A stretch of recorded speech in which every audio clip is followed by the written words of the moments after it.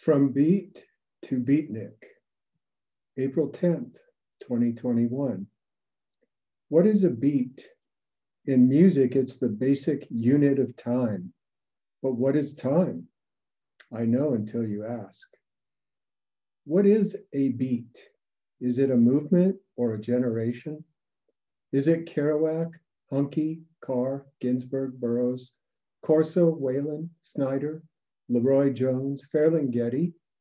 And is it Patti Smith? What about Dylan? If so, why not Kunkin and Dilo and Patty and Victoria and Ted and Robbie and maybe you too? Man, I just don't know.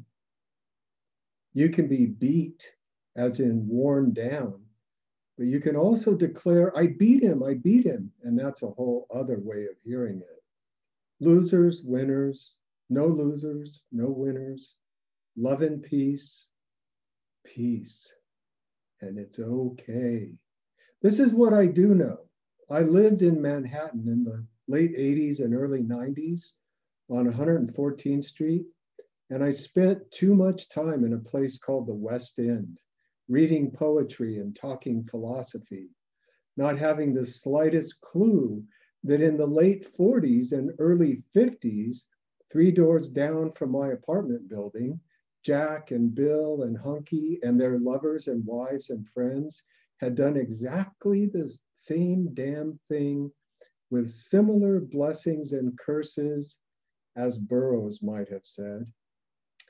Now that's what we call a coincidence, or choose not to call it a coincidence, because when these things transpire and you only see them in retrospect for what they are, metaphysics starts to gnaw at your soul, and thoughts of vortexes naturally appear in consciousness. So you have to watch out, or you might become a New Ager or a Sedonaite, where, I lived as a kid in 1971 before it was developed. Not long after Sedona, my grandmother moved to the Mojave Desert, 1975. Where, Grams? Joshua Tree. Joshua who? Joshua Tree, near the monument. I have no idea when I first laid eyes on the Beatnik. It's always been here. What's a Beatnik? A long, thriving commercial enterprise. What's this place? Man, I just don't know. I've seen it through some instantiations. Remember the Beatnik pizzas and the meals and the sound system and the booze? Remember the stage up against the window? Remember when 2 guys traveling from New York to perform there thought it a big enough gig to put it on their curriculum vitae? Remember the back patio? No, I mean, do remember the back patio. The line of computers for dial-up along the right wall, paid for by the minute. That's where I met Ted Quinn. Are you a writer? I asked him. Yes, I am. Good, home. I like it here. JT is a place where I can read, write, think. And then there is the place itself, the people and the music and the park. I am not alone. I am alone. I am alone. I am not alone. Years pass. It's maybe 2007. Music is playing. I am drinking. And out for air I go, out to the bistro tables perched in front of the Beatnik. Sit, a voice says. I look down. A face is looking up at me. Sit. I sit. What do you do? I teach philosophy. You're a philosopher or you teach philosophy? I'm a philosopher. Me too. And that is how I met Artie. That is how I met Art Kunkin. Me too, he says, and I think, oi, not again.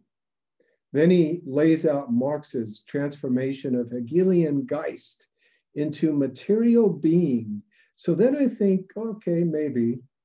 Next up, the Buddha. For the next decade, I would spend hundreds of hours with Art in most imaginable contexts. He officiated at one of my doomed marriages, doing most imaginable things. He accompanied me to our local courthouse, where his celebrity status was first made clear to me as the lawyers all gathered around him and asked him to replay the history of the undercover cops' names and addresses and telephone numbers he published. But we discussed everything imaginable. A typical story. I'd been away for months and Walmart was still open around the clock. I pulled in about 3 a.m. and began strolling the aisles with a shopping cart. I hear a fart, then another one, then a long series of farts that seem to mimic the steps of a person walking. I have to see this person, so I steer the cart accordingly until finally I see Art, half in a state of walking meditation, finally timing his movements to his toot-tune rhythm, toot-tune beat. Artissimo, I say. Remember, I haven't seen him for months.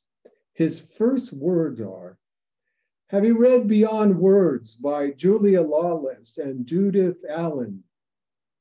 No, hi, Larry. No, nice to see you. Not even a, what are you doing here at 3 a.m? It's about Dzogchen. You know Dzogchen, right? What are your thoughts on it?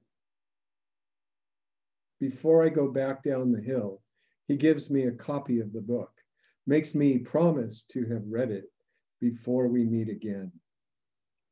Another time I take him shopping, and once we're back in the driveway of his place, ice cream and cold drinks and fresh vegetables sitting in bags behind us, he decides it's the perfect time to remind me of his friendship with Ariana Huffington, which reminds him of why he thinks Dylan is a great artist, but doesn't get along with him so well in person, although he did always get along with Sarah. Ginsberg wanted to go movie hopping with him one day in San Francisco, and little did he realize it would be a romp through every XXX theater they could manage. And this all led to Trotsky's secretaries, who became his assistants, well, 5 of them at any rate. I'm thinking about the ice cream. 2 hours have passed, and it is 5 p.m. in Joshua Tree in August. Art is here. A beat is here. The Beatnik is here. And it is 2021 in Joshua Tree in April. 2 years have passed. But remember, what is time? We know until we're asked.